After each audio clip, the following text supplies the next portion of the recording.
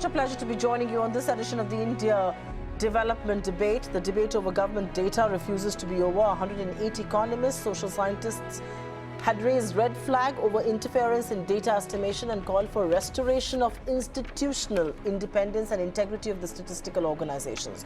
The joint statement, which has been signed by even some US-based academics, say that this is the first time allegations are made on political interference influencing decisions and estimates.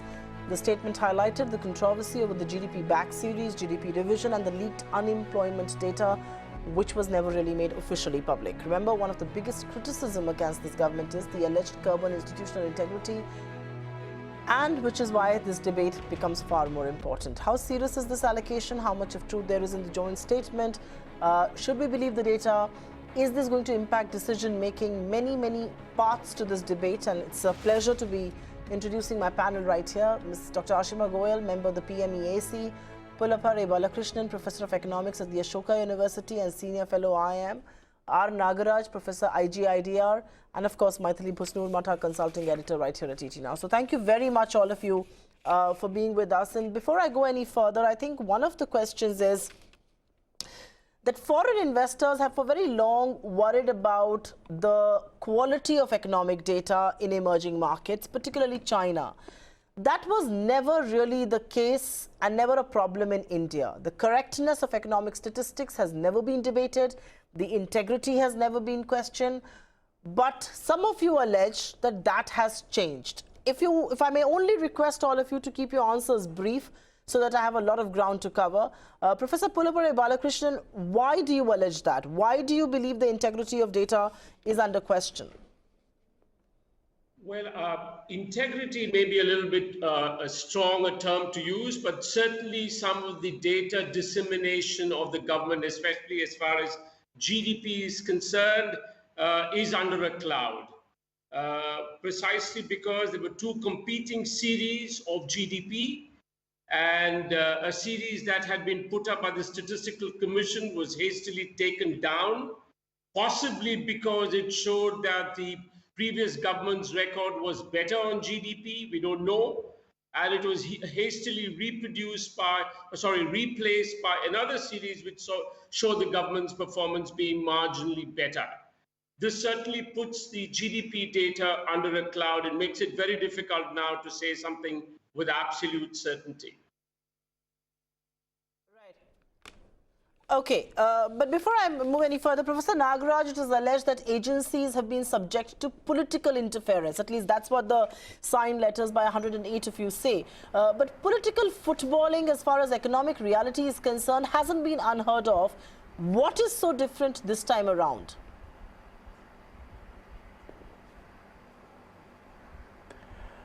Yeah, the recent withholding of employment data, what we call the PLFS data, which was supposed to be released in December as per the release calendar of the CSO, has not been met, and this has raised many questions. And the data in this context, the acting chairman of the Statistical Commission has resigned in protest. So all this has given rise to questions about why the data is not being released, because in India this data has never been subject to government clearance. It is generated and disseminated by the statistical agencies, and they have an external expertise to verify the quality of data. So when this practice has been violated, then questions are being raised as to why this has happened. And the leaked information to the press has shown that the unemployment numbers have shot up in 2017-18 compared to 2011-12. This has only further strengthened the public perception that the government had something to hide, and I think this is what is the basic reason why, in the immediate context, there is a widespread perception that the government is trying to hide the information. There are many other examples, but this is the most recent one. No, absolutely. Just hold that thought there, and I'm sure there is concern and there is some amount of fear that plagues your minds, and which is why 108 of you have decided to sign that letter and make it public. But Maithili, before I move any further and before I go across to Ashima Goyal for her view, and this is really going to be in some sense a view of somebody who's a member of the Prime Minister's Economic Advisory Council. How true are the concerns around the politicization of economic statistics that range all the way from GDP to unemployment? And I'm going to talk about both of them specifically, but how true are the concerns really as far as politicization of this data is concerned?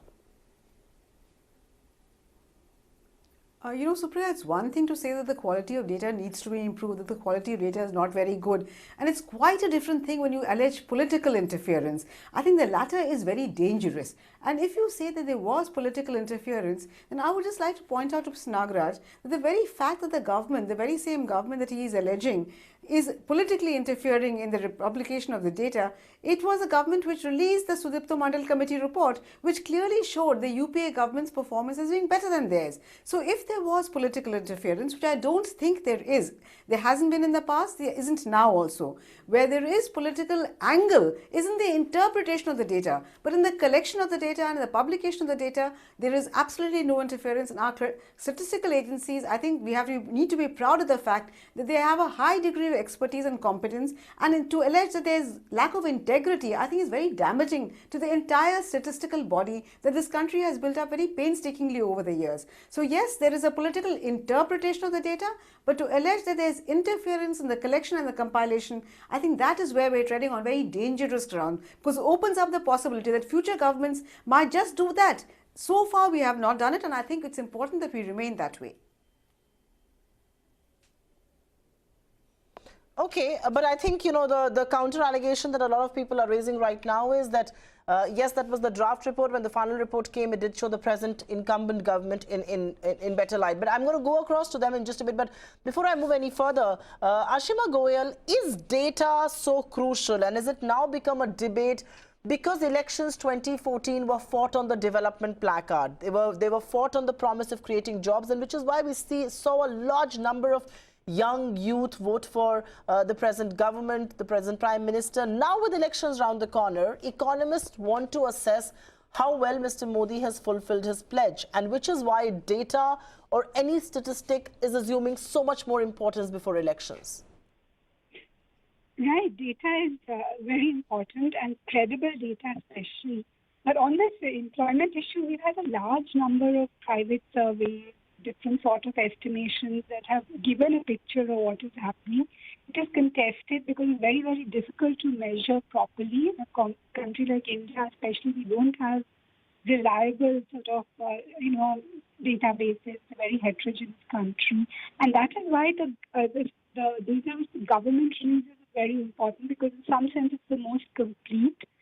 And I think that the current politicization of government statistical agencies, or like allegation of political motives, is very unfortunate. I agree with Maithili there, because we must recognize that the economy is changing very drastically after a period of higher growth and reform.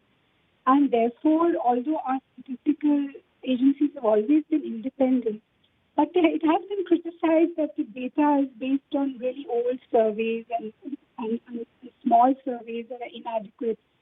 The whole new GDP series, it used to be based on 4,000 firms. Now it's 5 lakh firms from the MCA 21 database. And a lot of the changes were moving to international standards, with new SNA, and to using much better surveys. And then if it shows that the economy is doing better than we thought it was, we should be accepted without questioning it. I think a lot of our development economists are not willing to believe that the economy is transforming, and they have preconceptions about everything. Okay, Ashima Goyal. Yes, Ashima Goyal, give me a minute. Ashima Goel, give me a minute. I will come back to you and discuss some of the important points that you're raising. But on the two specific instances that is worrying economists, and Professor Balakrishnan, coming to you, one is the debate over the back series of the GDP data, where questions still remain to be answered, and two is the periodic labor force survey conducted by the National Sample Survey Organization that was held back, was never released. Do you believe you doubt the data, or do you believe the government could have been more forthright in coming forward and answering some of the questions where aspersions were being cast? I'd like to say two things. First, absolutely the government should have been much more forthright. There is no doubt that the NSSO survey should have been released on time. And let me also mention that the unemployment figures that it suggested are entirely believable. Surveys by the Labour Bureau show actually unemployment rising in India from about 2011. By 2015, it was already 5%. By 2017-18, that it should be 6% is completely believable, especially after the GST and more importantly, the demonetization. So there is reason to believe that there's some politicization as far as the release of the data is concerned. So about GDP itself, what is worrying is that for the first time, there were competing back series. I think that this is a serious failure of governance, or at least governance from the point of view of data collection on the part of the government of India, that its agencies could have ended up with something like this. Both government agencies, and they have competing series which show very different rates of growth. No, fair point indeed. But Professor Nagaraj, the problem seems to be a lot here, not just the government holding back data, but also with methodology. And do you believe a more evolved discussion perhaps is the only way to address the problem?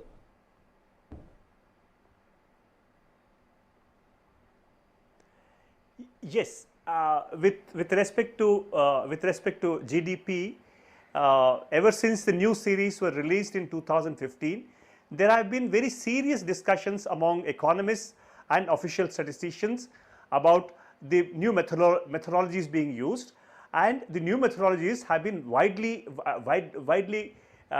criticized on various counts, and I believe that the official response to some of the criticisms have been not adequate.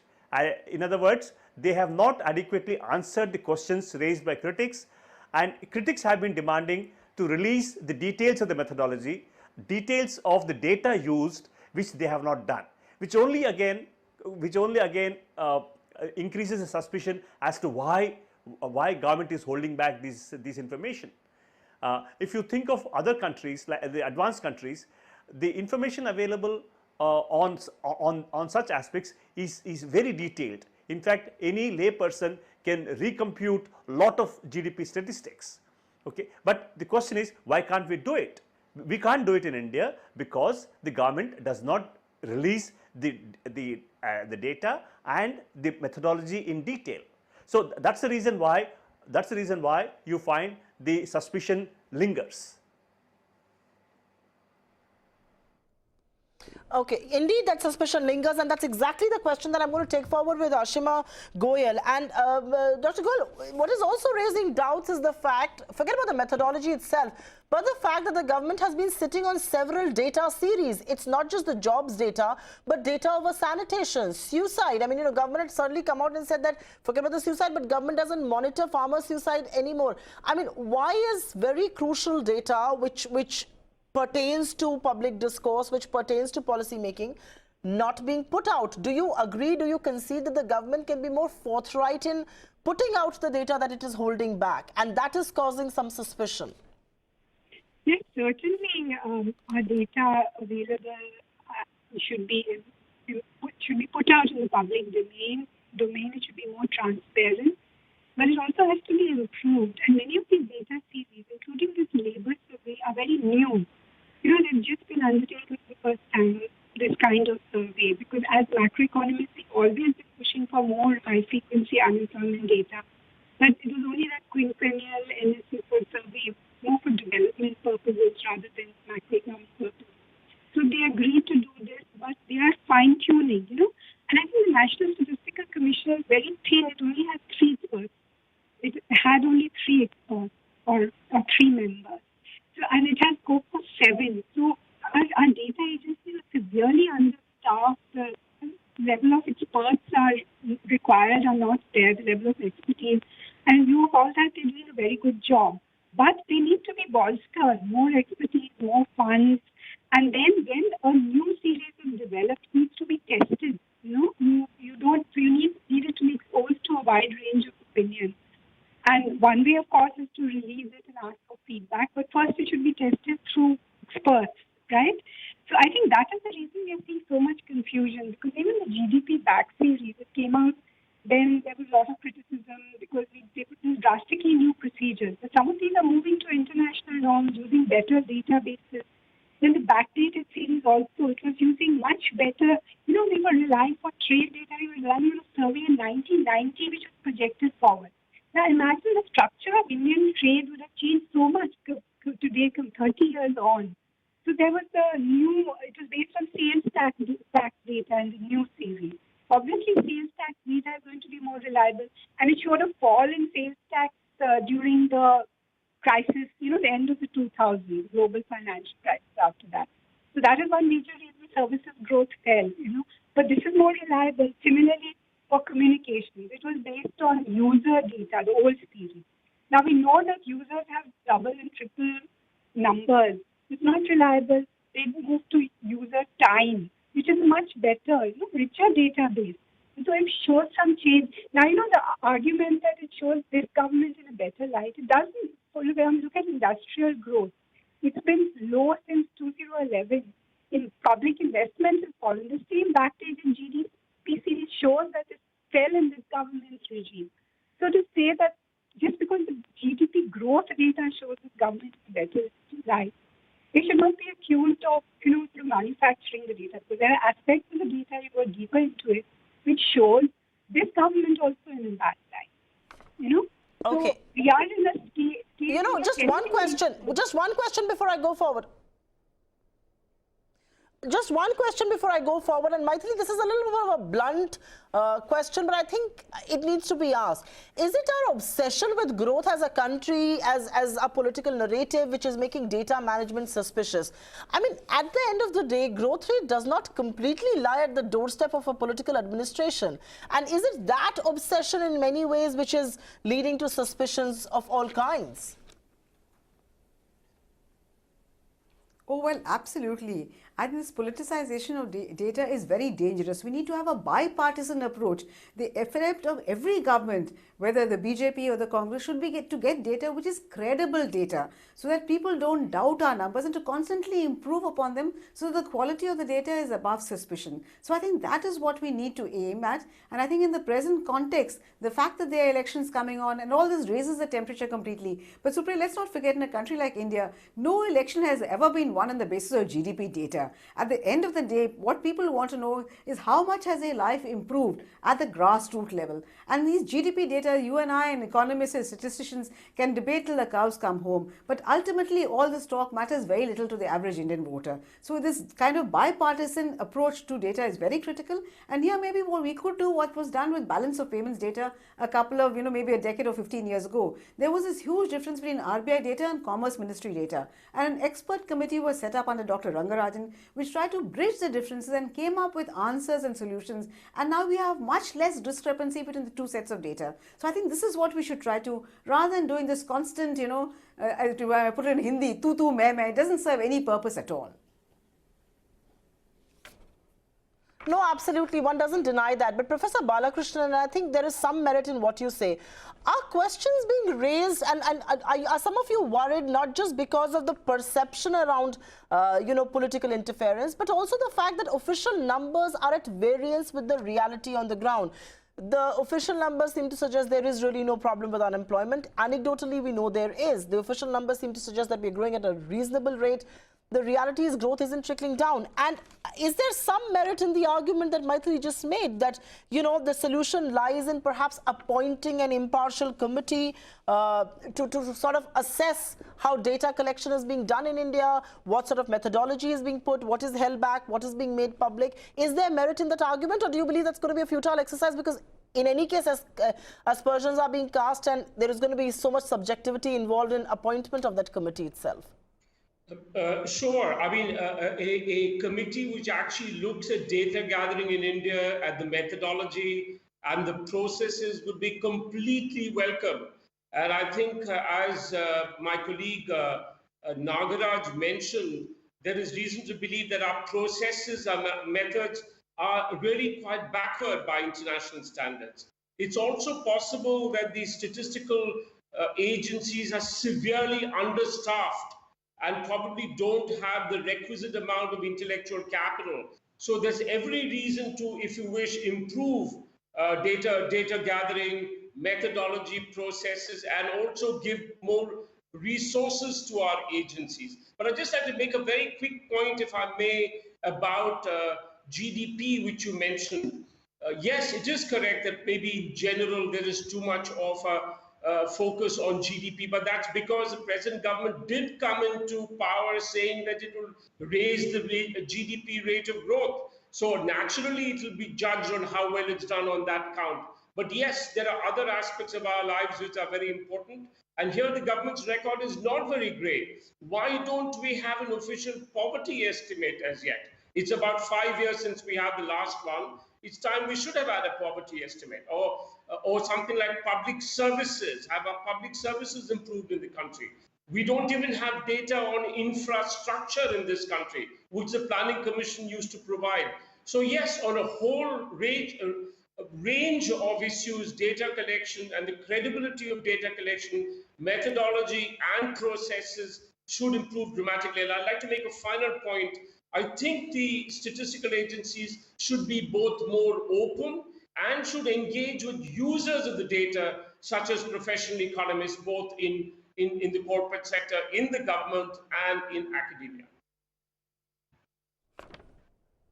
Indeed, no doubt about that. But before I move any forward, and I think to you, Dr. Goyal, one of the questions is that policy making is driven by data. Policy making is based on data. Do we risk the data being looked through a political lens? Because, you know, policy making is not for one party, or it is not partisan, it is bipartisan. And in some sense, could that be looked at suspiciously as well? Is that a risk we run? Which is why the government has to be far more proactive in improving the data being transparent, improving the veracity of the data.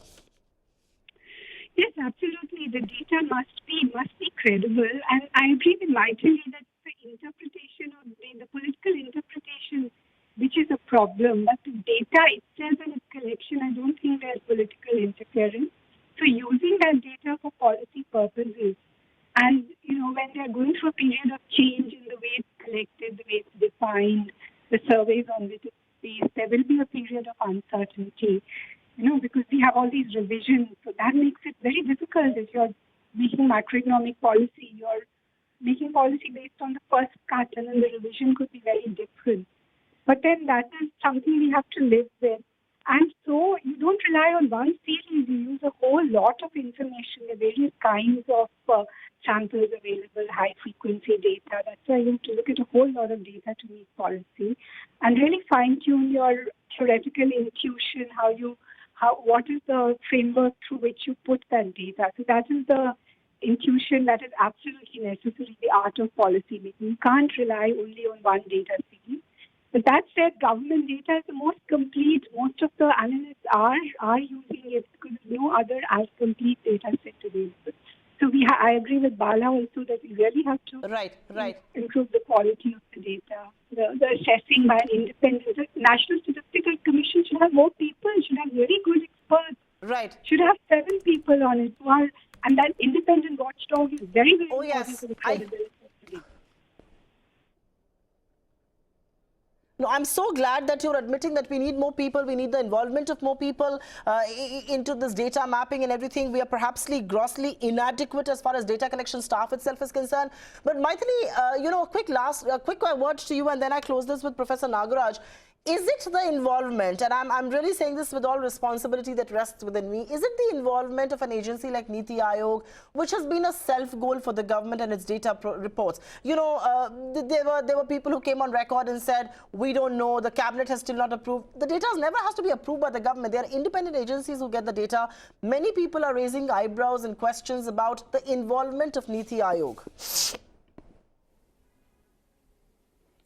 Oh yes, I couldn't agree with you more, Supriya, on that. That was most unfortunate. The Niti Aayog had no role to play whatsoever. It is a technical, independent exercise done by the CSO and by the National Statistics Commission. And these agencies have long proved the fact that they're independent, they're competent technically as well as professionally. And the Niti Aayog, by needlessly kind of coming in, I think it's completely muddied the waters. This was something that was a self-goal, it could have been avoided, and unfortunately because that has cast a whole lot of suspicion on data which is otherwise, but for the fact that yes, it can be improved, there's no end to improvement. I think the quality of the data can be improved, but political interference, the quality of our statisticians is not in doubt. The Niti Aayog needlessly muddied the waters. Right. Okay, needlessly muddied the waters. A quick last word to you, Professor Nagaraj, and I think the last word has to be, while I think all of us need to be worried about the veracity of data, we must question if there is any doubt whatsoever, but the reality is that is it also a dangerous trend? Because, one can dispute interpretation of data, but the fact that we are disputing numbers, are we also in some sense questioning the technical competence of those who collect it? Because there will always be a political lens through which data is going to be looked upon. I mean, even the GDP series, till the draft came, the UPA was doing better. Till the final report came, the NDA got better. So in that light, do we need to tread with a lot of caution here?